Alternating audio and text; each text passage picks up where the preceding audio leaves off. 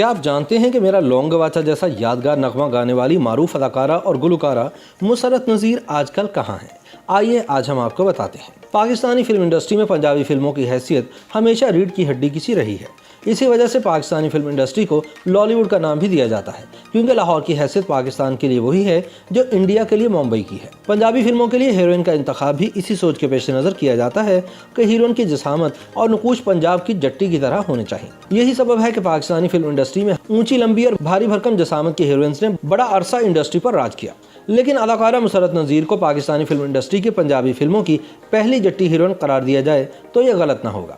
سن 1955 میں اپنے کریئر کا آغاز کرنے والی مسرت نذیر نے اگرچہ بہت طویل وقت تک فلم انڈسٹری میں کام نہیں کیا، مگر جتنا بھی کام کیا صف اول کی ہیروئن کے طور پر کیا۔ بطور اداکارہ ریٹائرمنٹ کے بعد وہ ملک سے باہر چلی گئیں، لیکن جب 2 دہائیوں بعد واپس آئیں تو بطور گلوکارہ انہوں نے اپنے فن کی دھاک بٹھائی اور میرا لونگ گواچا جیسے یادگار نغمے گائے جو آج بھی زبان زدِ عام ہے۔ مسرت نذیر 13 اکتوبر سن 1940 کو پیدا ہوئی۔ ان کا تعلق لاہور سے تھا اور ان کے والد ایک سرکاری ملازم تھے۔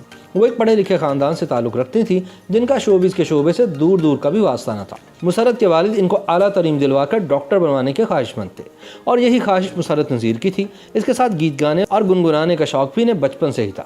ان کی خوبصورت آواز نے ان کے شوق کو 4 چاند لگا دیے تھے، مگر خاندانی پس منظر کے سبب انہوں نے گلوکاری کو ایک شوق سے زیادہ اہمیت کبھی نہ دی۔ امتیازی نمبروں سے میٹرک اور انٹرمیڈیٹ کرنے کے بعد جب ڈاکٹر بننے کا مرحلہ آیا تو ان کے خاندان کی کمزور معاشی حالت ان کے پیروں کی زنجیر بن گئی اور چاہنے کے باوجود وہ اپنا ڈاکٹر بننے کا خواب پورا نہ کر سکیں۔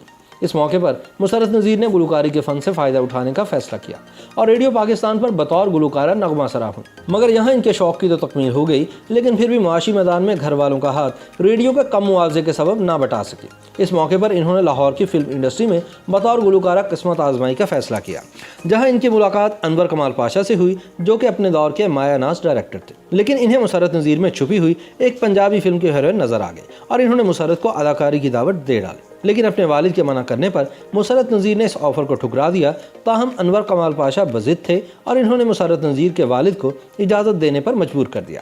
انہوں نے سن 1955 کو اپنی فلم قاتل کے لیے مسرت نذیر کو ایک سائیڈ رول میں کاسٹ کر لیا، مگر اس ثانوی نوعیت کے کردار میں بھی مسرت نذیر نے اپنی دھاک اس طرح بٹھائی کہ فوراً ہی شیخ لطیف نے مسرت نذیر کو اپنی فلم پتن میں اس وقت کے مشہور اداکار سنتوش کمار کے مد مقابل ہیروئن کاسٹ کر لیا۔ یہ فلم مسرت نذیر کی زندگی کو بدل ڈالنے کا باعث بنی اور اس کے بعد انہوں نے پھر پلٹ کر نہ دیکھا اور ایک کے بعد ایک ہٹ فلمیں دیتی گئی۔ مسرت نذیر کا تعلق ایک قدامت پسند گھرانے سے تھا، اسی وجہ سے انہوں نے اپنے پورے کریئر میں اپنے خاندان کی عزت کا خیال رکھا اور شہرت کے عروج کے باوجود کوئی اسکینڈل نہ بننے دیا۔ انہوں نے ساتھی فنکاروں سے صرف کام کی حد تک تعلق رکھا اور کبھی بھی کسی کو ایک حد سے آگے جانے کی اجازت نہیں دی۔ یہی وجہ تھی کہ ان کا پورا کریئر کسی بھی قسم کی افواہوں سے پاک رہا۔ اس کے علاوہ انہوں نے کبھی بھی فلموں میں کام کرتے ہوئے کسی قسم کے فحش شخص کی فلم بندی کی اجازت نہ دی اور جتنا کام کیا صاف ستھرا اور بہترین کیا۔ مسرت نے 33 اردو اور 14 پنجابی فلموں میں اپنی اداکاری کے جوہر دکھائے اور انہیں 3 نگار ایوارڈز بھی ملے۔ اس کے علاوہ ان کو سن 1989 میں صدارتی ایوارڈ برائے حسن کارکردگی سے بھی نوازا گیا۔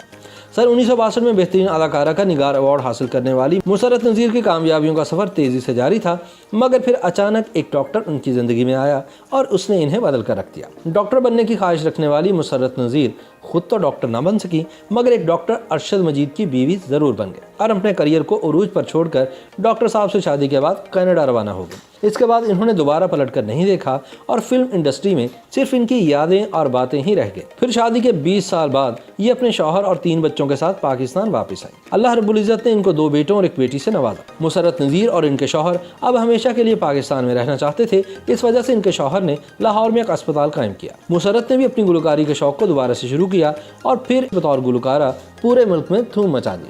ان کے گانوں میرا لونگ گواچا، لٹھے دی چادر اور چلے تو کٹ ہی جائے گا سفر آہستہ آہستہ نے انہیں دوبارہ سے لوگوں کے دلوں میں زندہ کر دیا۔ ان کے گانے زبان زدِ عام ہو گئے، مگر ان کے شوہر اور بچے پاکستان میں ایڈجسٹ نہ ہو سکے اور کچھ عرصے بعد یہ فیملی دوبارہ کینیڈا شفٹ ہو گئی۔ مسرت بھی اپنے شوہر اور بچوں کے ساتھ کینیڈا چلی گئی۔ اب وہ کینیڈا میں ہی رہتی ہیں اور ان کے دونوں بیٹے ڈاکیومنٹری فلمز بناتے ہیں۔ مسرت نذیر کینیڈا میں ایک مکمل گھریلو عورت کے طور پر زندگی گزار رہی ہیں۔